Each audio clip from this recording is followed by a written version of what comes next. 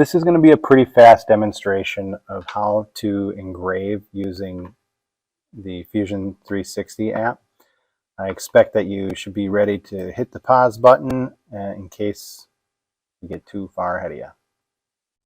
All right, so what I did is I make a new folder called Flag Engraving. In this folder, I'm going to create a new design.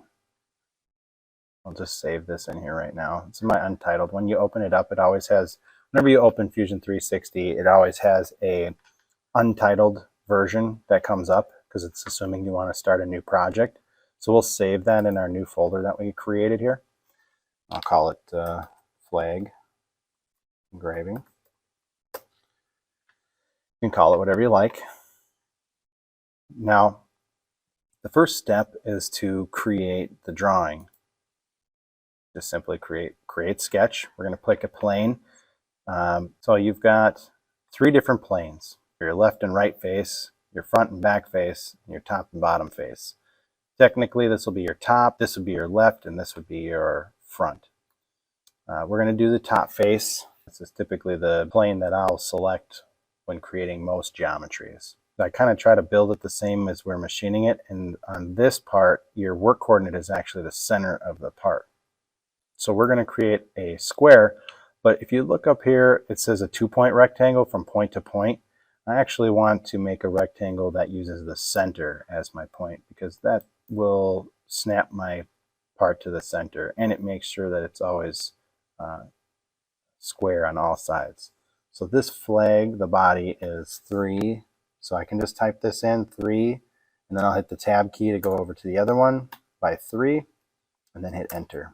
Now I have a dimensioned 3 by 3 square box. That's all I'm going to need for the base. So I can hit finish, and now I'm going to want to extrude this. This will pull material out of your drawing. We can go any direction we want. We're going to build this up. That one is 0.25 inches. Now we're going to make the flag. We're just going to be doing a basic version to make sure that our tool is not colliding with our part. I'm going to create a rectangle just as we did in the other. I'm going to put it off the center. And this one, the dimensions are 2.1 by 1.36. Since it's on center, this is exactly where we want it. We don't need to dimension from the edges because we've snapped it from the center, and that flag is centered up on this material. Theoretically, anyway. Whether you guys set it up right or not on the machine is another troubleshooting issue. So if things aren't working, it was likely because you didn't have the work coordinates set properly. Now we're going to extrude that. I can go into detail about this later, but for now, just make sure that you have the same parameters as I do. And then we'll do 0.25 inches and press enter. Now we're going to add your engraving so we can add some text to this. So we're going to do another sketch. I like to keep these all separate. Clicking on the body again, and then under the Create tab here, we select text. And then we're going to select an area that we want to put our text. Click. It's not a click and drag. You got to click and then click again, and then type your name. I like to do mine all caps. Do it however you want. And you've got different types of font that you can use. Some of them will get difficult because of the double layers of geometry here. I try to pick a font that's going to have something that outlines it, and you can change your height. I'm going to try and put it a little big because I want to show you what it looks like when a tool collides and then how we can fix that. So don't worry too much about the size, just kind of put it where you want it. You will want to be watching for this wall here, but we'll get into that. And then let's add to the bottom down here, here, USA, but we'll do that bold. We can just kind of move it around. So you don't need to do anything more with this, so we can finish sketch. And now we're going to set up our machine under the manufacturing tab. All right, now that we're at the manufacturing tab, we're going to select setup. And if you don't already have this, it might be on additive right now, so your machines will look a little different and you won't have as many options. Make sure that this is selected as milling. And then select your machine, and this can take a minute to populate for some of you. Go ahead and we'll pick the Haas CM1, it's pretty close to what you guys have. Download the model, press save. Yeah. Still not done yet. When it asks you to install machine connector, say no. Since our part was already set up with the work coordinates on the top center here, that's how it's set up in the machine. That's how we're going to do it. You could pick the model box point and set it to be any one of these points on here if you needed to change where your work coordinate system is, but right there is where we're going to keep it for this one. Stock. In this case, we are already milled this out. So all this transparent stuff here is a simulation of stock being there. So it's like expecting you to remove it. But we are going to use from a solid because we've already got that done. So we're just going to select this as our stock model. Part position. This is where if you wanted to move it around in the vise or in the machine, you could move this around,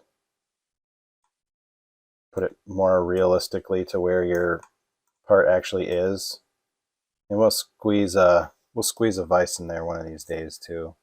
But I'd say it's kind of up off the table a little bit, right around there.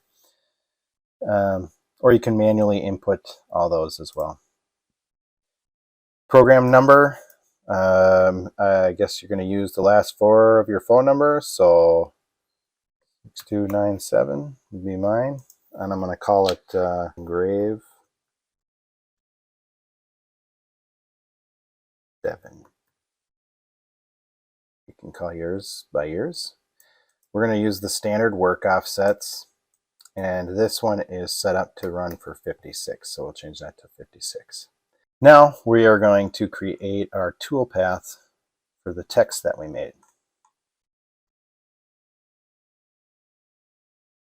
You can also turn off the machine visibility if you want to see it, or if you want to see it as transparent, or just turn it off. I'm going to turn it off for now just to keep it simple. So now I'm going to take a 2D path, and it's called trace because we're just going to follow that contour. I already had it selected, and then I hit that, so that will work for selecting my geometry. And then we're going to create a new tool. They have a library here for you to choose from if you wanted to do an engraving tool, but they don't match any of the ones that you have. So we're going to create a new one in our local library. So we'll go in here, we hit the plus sign, and then engrave chamfer mill, call it engraver. And then that cutter size is 1/875, so 3/16. You can get creative and change. This one comes to a sharp point, but if it hadn't, you could set a length there. You can change the overall length. If your shoulder comes to a taper, you could have it actually be like 2 different diameters. I'm not exactly sure how yours is set up right now, but we'll keep it simple for now.